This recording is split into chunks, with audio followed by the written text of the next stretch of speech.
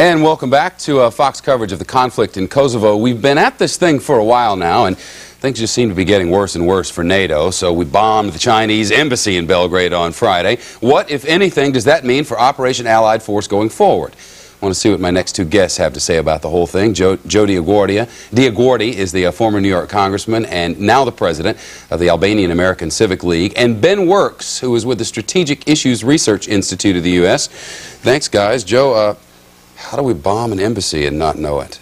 Hard to believe, isn't it? Terrible mistake. I think what this says is that the longer we draw out this war, and that's what's happening right now, because we don't seem to have the will to win the war against Slobodan Milosevic. What we need from him is nothing less than an unconditional surrender. Otherwise, we will have lost. This war has boiled down now to, is Clinton going to win or is Milosevic going to win? If we give in 1 inch, as we have for 10 years with this man, we're going to lose. And why is this happening? Because we're not arming the Kosovo Liberation Army to do some dirty work for us. We're not sending in the ground troops, and you're going to have many more accidents like this because war's a dirty game. Well, the more we hear about the KLA, and I had a lot of callers talk about this on a weekend show we did, the more we hear that they may be involved in some bad stuff, and maybe we don't want to be supporting it. Propaganda. Total propaganda. There's propaganda coming from all sides, and you sure hear a lot that they may be involved in some drug running. Prove it. No one yet has proven it. Milosevic from the beginning has referred to the KLA as terrorist KLA, repeats it constantly. That's his new mantra. We used to call him that too. And I'm sorry, I've collected over 35 articles from Western sources going back to the Wall Street Journal that do document a very clear connection between the KLA, heroin, and the mafia. And I happen to know that it's within 10 or so blocks of my own house. Well, I'll disagree with that because what they're documenting is the activities of the mafia in Vlora, Albania, the Greek mafia, the Italian mafia, and the so-called Serbian mafia there are all making tons of money on drugs, on weapons, and for some reason, without investigating this, they're now laying this on the Kosovo Liberation Army. It's unfair and it's wrong. Well, we can talk about this all day, but I guess the more important question today is this bombing of this building that turned out to be an embassy bin. How big a problem is that going to be? I mean, the Chinese may have settled down a little bit, but they were mad as hell over the weekend. Yeah, I think they want a much more complete investigation than they're getting, and I think they certainly want somebody to pay a price. I think somebody has to step down as a consequence. Who that's going to be and how long this stretches out is a question, but it's very clear that with a $28 billion intelligence budget, this kind of mistake is just... Everybody says mistake, and certainly we're hearing from all quarters that it's a mistake, but would there be any sort of reason for someone to suggest to our military, yeah, this is not the embassy, this is the target you're looking for, when in fact they knew better, to try and make already difficult tensions between us and China even worse? Is that possible? I will say this, that at this late stage of the campaign, where you're going after the targets that support the Army in the field, those are the sorts of things you should be going after, not high-profile targets in downtown Belgrade. But General Clark wanted to continue this psychological bombing that's going on in Novi Sad and Niš, as well as government buildings in Belgrade, most of which were emptied weeks ago. This news alert suggesting just now that the offer to withdraw or the order to withdraw some of the troops is not enough. Slobodan Milosevic trying to play another bit of a chess game here with us? Absolutely. We've seen this now for 10 years. When are we going to learn? This man has one objective, and that's to stay in power. He's a Stalinist communist. He's the last vestige of that in Europe today, and that's why he walked into Kosovo in '89 to dominate it when the Kosovars wanted democracy, and they tried very hard to get it. And then he went to Slovenia, Croatia, and Bosnia. He wants to dominate everything, and we shouldn't take one promise he makes at its face value. We must be able to see all his troops out. There's still a line in the sand. You know, I asked this question at a hearing in Congress on March 12th. What is our foreign policy since Bush said there's a line in the sand if you put one Serbian troop there, and then Clinton affirmed that when he came in? I'm told that's still our foreign policy. So why don't we hold out and say every troop has to leave? Why is that important? Well, the Albanian refugees won't come back. It sounds like we are doing that, at least for now. Should we pull some of our troops out? What to do now in Kosovo? You were talking about some of the atrocities going on over there. We've been at this, what, 46 days now? Haven't stopped a one of them. I mean, is this campaign even working? It's still going on. We just met in British Columbia. I was away for the week visiting with Albanian families around the country, Chicago, Milwaukee, and then we went to Vancouver. and 14 members of a family flew in with us on the plane from Toronto, and I had a chance to chat with them. But when they got there and talked about what went on, it's hard to believe that people can be so inhuman as to march out 23 members of a family and execute them on the spot. And that's what happened in the village that they came from.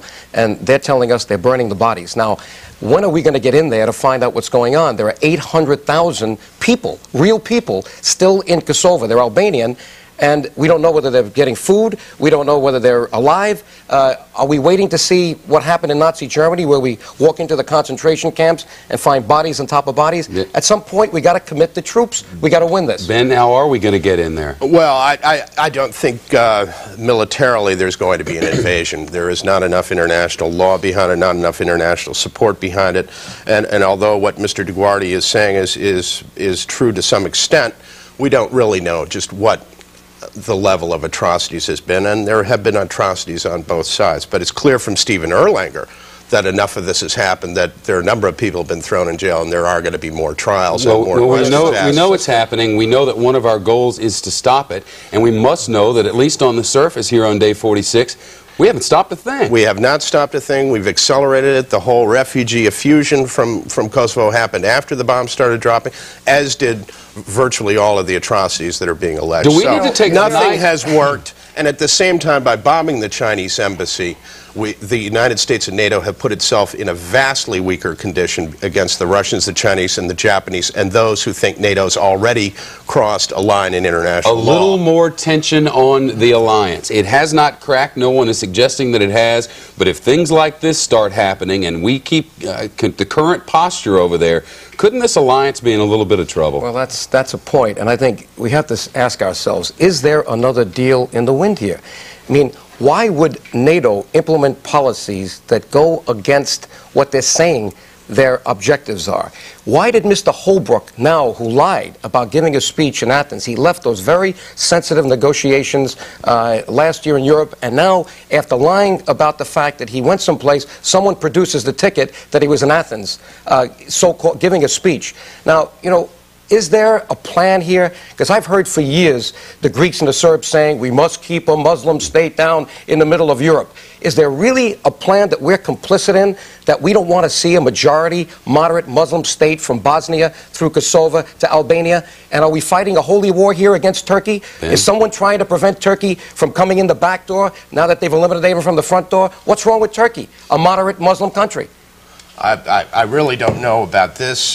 This is a theory. I think really much simpler. The KLA started this rebellion looking for a civil war, looking to gain independence with the intervention of NATO. But NATO only has a defensive charter, and under the UN charter, there's not much further they can go, especially in terms of invasion of a country that was not attacked. Well, we could use these. We could use these Apache helicopters that we sent over there. What's up with that? Don't go there. Those things. It turns out they're not even the D models. They're the A models. They're behind on their maintenance. We've lost 2 in training. Then why do we send them over there? What are we doing? Are we just trying to blow smoke and mirrors? Didn't we learn at the beginning of this thing that threatening something doesn't work? I mean, what if Slobo giggled? Slobo giggled and we backed up. I have to disagree with Ben here. The KLA didn't start this. This was started by Slobodan Milosevic in '89. Well, you know what? After Drenica and the massacres, they had to defend their family. Joe, you put House Resolution 150 in the Congressional Register in 1986. You've been out for this for long before Slobodan Milosevic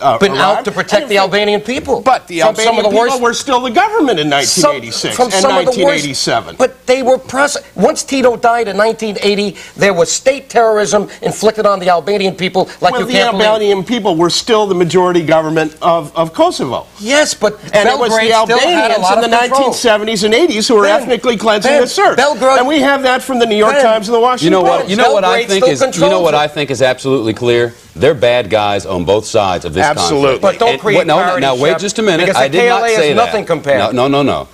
There are bad guys on both sides of this conflict. And we, trying to be good guys apparently, are stuck in what appears to a lot of the people who email me to be a no-win situation. But this is state terrorism against a civilian population. How do we make this into a possible win? You get rid of Milosevic. You get rid of Milosevic. We can't do that. You have to. He started all of this. The law. You have to have an unconditional surrender. He has to be off the playing field as far as politics is concerned in Europe. He has to. Otherwise, you'll see this. We do not have the army, and we do not have the diplomatic power, and we do not have the political power to make that. Then we have to keep unconditional surrender is fine for World War II, fine for the Civil War, but in this situation, we just do not have the Then I agree with President Clinton. We're going to keep bombing until he understands he's lost. That's the only way. That's not that. I think Russia and China are going to change your mind. Is that working? Not yours. And not will Russia and China remain on board? They have what to. if? No, they Russia have to. needs our money, and China needs our trade. And I'll bet you that's what they're concerned about more than anything else. But you don't think that right now, with the problems that are going on in China, with the upheaval that's going on in Russia,